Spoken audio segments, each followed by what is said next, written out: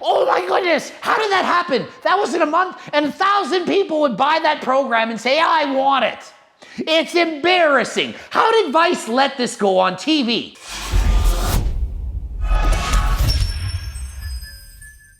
Coach Greg, and today I'm reviewing a video done by Vice or Vice Media Productions. They did a video on a guy named Reese Thomas, and in this video, he's trying to get buffed and jacked and ripped during quarantine. The dude's an average Joe, normal guy, drinks beer, he doesn't work out, he's not a fit dude, he's just an average guy that's just a normal dude. He hires Britain's most fittest man. The fittest man in Britain. He's a CrossFit champion. He's competed against 15,000 other CrossFit dudes. He's freaking shredded, jacked, and he's full of muscle. And he's gonna coach this guy, get him in shape. I'm doing this because I'm stuck inside with not much to do, and I've been neglecting my gains and diet. Pretty sure he's been neglecting his gains and diet for a lot longer than just during quarantine. You don't get out of shape in a month from not doing anything during quarantine. It's something that happens over your lifetime. Look at this bloke. This is my coach. He looks like he does push-ups for fun. Exercise is a freaking reward. Everyone knows this. You exercise because it's fun. Push-ups is not torture. Push-ups are fun. That's the problem. People are raised and not raised properly. They're raised to see exercise as punishment, as something you have to do. It's a fun reward. Treat it as such. He seems like the opposite to me in every way. He absolutely is the opposite of him in every way. But that doesn't mean that this guy can't become like that guy. He doesn't have to be as good. He just has to try harder than last time. And honestly, he hasn't tried at all. So it's going to be freaking easy for him to improve and get better. So he doesn't like the gym. He finds it very anxiety-inducing. That's true for a lot of people. They think they're going to go to the gym and everyone's going to look like me and then I'm going to stare at them and judge them. It's the opposite. Trust me, the people in the gym don't give a shit about what you're doing. They're more worried about themselves. Do I look lean enough? Am I doing my form right? Everyone's panicking about themselves. Don't be worried about what other people think. Think of it, I'm a pro bodybuilder and I never look around and say, oh, look at that person, oh, look at that person. I just think, great, everyone's here, awesome, good for them. So if you're worried about going to the gym, don't. So I mean, this guy's drinking alcohol, he's not exercising, he doesn't even know what sweating is like. I mean, this guy is just plain average. His training experience is a zero, as in none, a zero experience. So all he has to do is do minimal amounts of stuff. He's just gonna have to start with the basics and just do a little bit more than he used to. Remember, he's a beginner. He's gonna get newbie gains. Newbies, you just go to the gym and go through the motions. Just a simple little activity is gonna make a big difference in this guy's life. So current diet situation, could you tell me what a bad day looks like? So his diet is, I'm gonna eat whatever the heck I want, whenever the heck I want. There's no vegetables, fruit, it's just eat. Whatever's there, I eat. Doesn't exercise, doesn't eat healthy, I'm just living life. I don't care. But he says enough is enough. I'm gonna do something about it. So we're probably gonna be on a twice a day training regime. So I've never been into the gym before. I don't sweat. I eat like poop. And so, yeah, it's my first experience with exercise. So here's what you do coming from the professional CrossFit champion guru. You're gonna be training twice a day to start with. Twice a day? I don't even train twice a day. What's wrong with these people? No wonder people hate exercising. You force them to do 2-a-day workouts? He's not even used to walking yet. So what's gonna happen? He's gonna get sore, and he's gonna hate, he's gonna quit.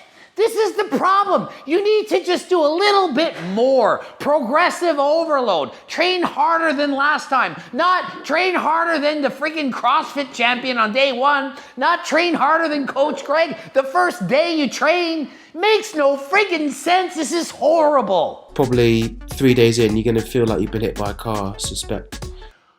Why is a coach recommending this? You don't want to feel like you've been hit by a car. Here's my advice. If you've been on quarantine, you haven't done much, go in and do something really easy. Easier than last time. Just show up and go through the motions. Just do warm-up weights. Just go for a walk. If your goal is I want to do a marathon one day, You don't start on day one running a marathon and say, oh, well, eventually you'll be able to do it without getting as sore as being hit by a truck. Not how it works. You start easy. Over time, you go harder as you adapt. You shouldn't be sore all the time. Okay, so he weighed in at 14 stones and 5 pounds. There are 14 pounds in a stone. I don't know what kind of stone they're lifting, but the stones I pick up are usually heavier than that. Whatever, it's a different way to say how much they weigh. It actually works out to 201 pounds. So the dude's 201 pounds. It says he's 32% body fat. I have met at least 35% or more. It's saying 32. It doesn't say what method. It wasn't my laser eye, so obviously it's got some inaccuracies. But let's go with it. 201 pounds, 32% body fat to start. Clearly obese. Yeah. Oh, Steve, delete that. I mean, edit out the word obese because, it's 2020. You can't say the word obese. You can't because it's insensitive, even though it's a medical term. But he's obese. Just bleep it out. Okay, so he's going to be training at home, probably because he's not comfortable in a gym setting, or maybe because it's during quarantine and he can't go to the gym. But look, if you can't train in a gym, you can train at home even without weights. You can do body weight exercises. You can grab dog food, bags of rice. You can grab rocks or stones or whatever. At least do something. And if you can't lift weights, at least do cardio. Heart is the most important muscle in the body. Don't forget to work that out. So he went grocery shopping. Protein, and more protein.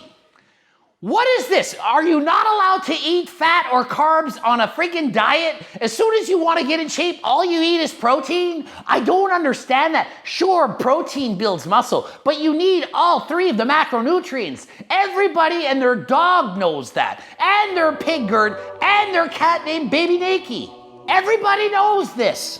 Okay, so he's doing a cardio warm-up, he's swinging some kettlebells, he's doing a good job, and he's showing how much sweat's coming out. He's saying, I've never sweat in so long. I mean, even if I don't freaking work out, I sweat. I don't understand. To never sweat, that's the body's way of cooling itself off. This guy must have the perfect temperature in his apartment. He must never push himself at all because, let's be honest, how many of you don't sweat? In the summer, you sweat even if you don't want to sweat. So he's never even sweat. He's going on about it. I'm really surprised. It just goes to show how very little this guy is used to being active.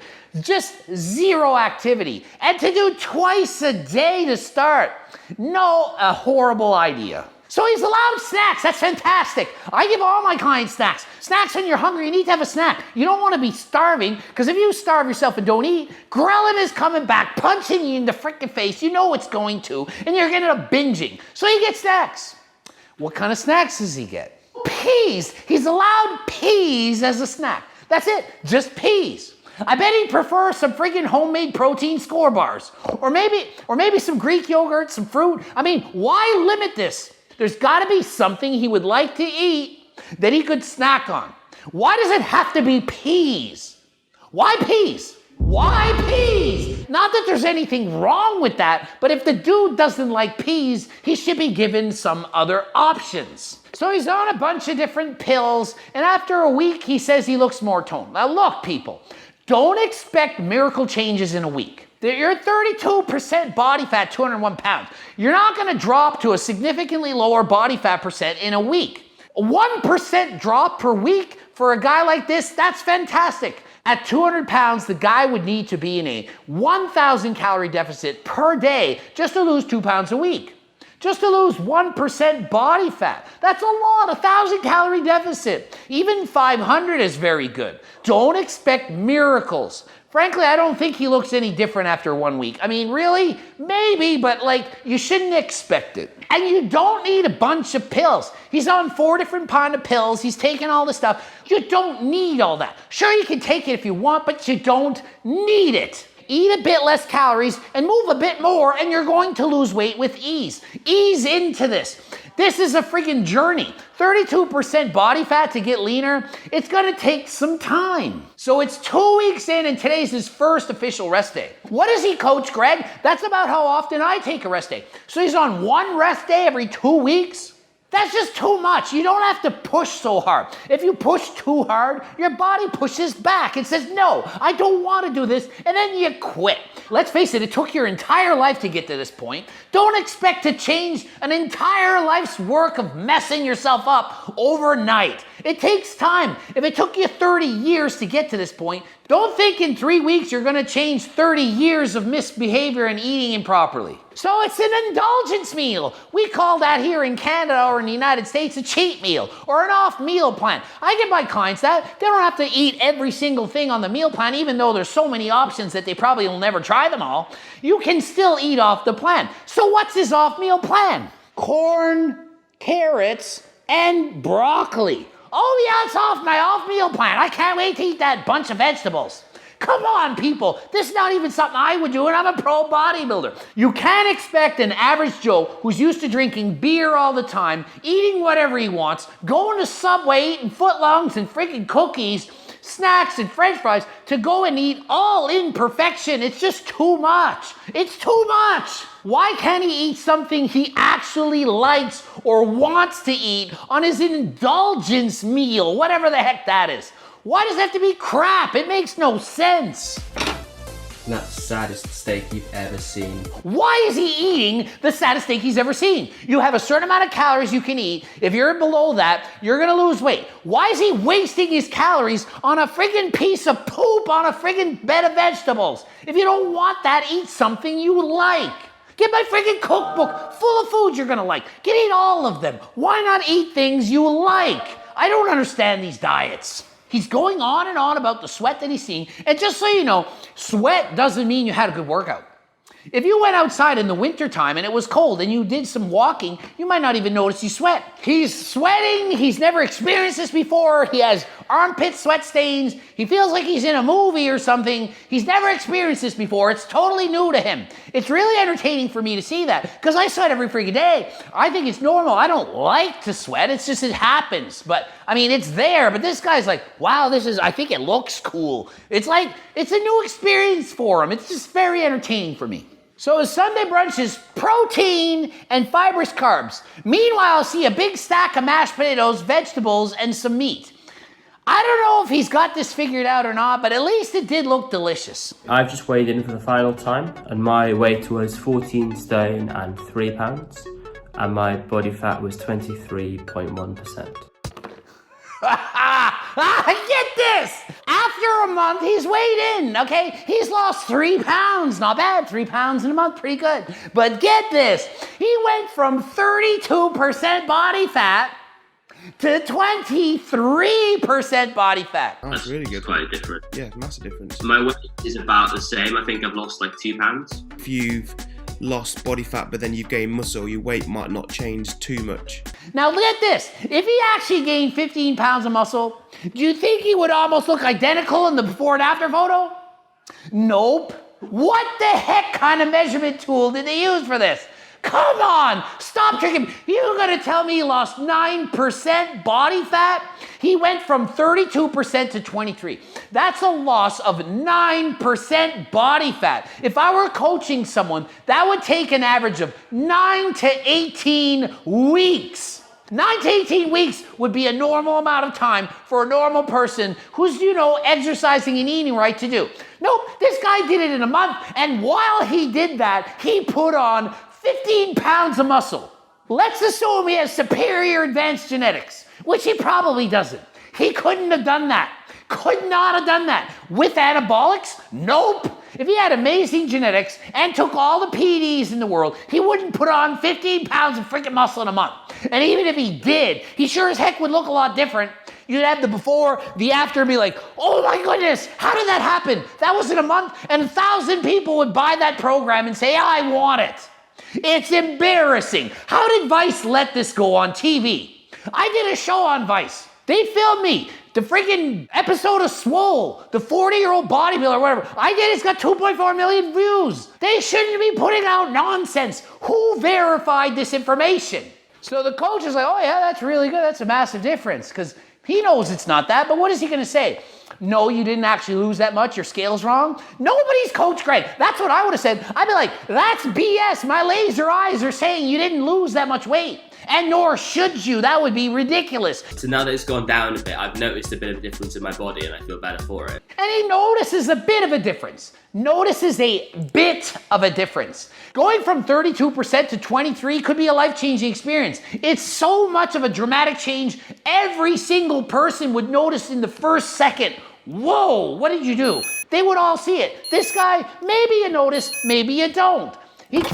Hey Chris, come up, the camera's going to be dead. The camera's dead. It's dead. Oh, And do you reckon you'll carry on going forward? I don't know if I'll do 2 sessions a day. He should have started with 1 a day. Made it realistic. Maybe later on, if he learned to love it, then yeah, sure, do it twice a day if you want, or maybe do once a day but longer. But starting out twice a day and cutting it down to 1, it makes no sense. It's the opposite.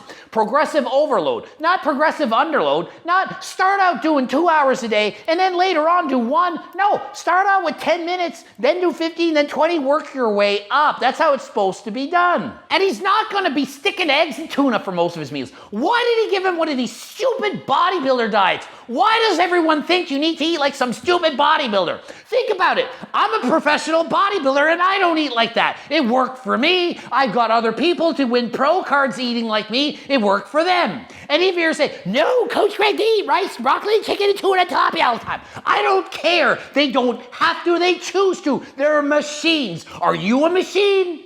If the answer is no, then don't eat like that. Eat things that you like. Low-calorie, dense foods that you enjoy, that you will eat for the rest of your life. If the diet isn't something you can follow for life, don't do the diet. The mistake this guy made is he did too much exercise too soon, too many changes at once, and they're not sustainable. This guy's not going to follow this diet. He's going to be lucky to keep exercising at all. He's going to be lucky to eat anything healthy. He's going to be lucky to keep off the 3 pounds that he lost. He thinks he lost 9% body fat and added 15 pounds of muscle. Nope. What's going to happen when he does it only once a day? He might even gain weight. It was a complete mistake from the beginning. Yes, the intentions were great. The intentions were real. They were trying to do better than last time. But the thing is, it's not done properly. It's important to get the proper coaching from the start so you do things right from the start. I mean, the fact that this guy went from doing no workouts at all and eating horribly bad to doing 2-a-day workouts and eating healthy, that's very impressive. I couldn't even do this diet. I would be like, are you kidding me? I couldn't do it. I'm a professional bodybuilder. So props to him for sticking to it for a month. Because if he would have had proper coaching, he could have had an easier plan, something that was realistic, and he could have done it forever. Setting out a limited amount of time to push yourself as hard as you can, within reason, obviously, is and can have good results. Do the best you can. Don't try to go too hard at first. Ease your way into it. Diet slowly, exercise slowly, progressive overload. That means train harder than last time, slowly over time. Just think, can I sustain this? Can I do this forever? If the answer is yes, do it. If it's not, don't do it. Change to something else. GregDoucette.com for coaching. Greg Doucette IP Pro. We're blooping up videos. Check out the one on the top and the bottom, at least one of the two. And until next time, I am out.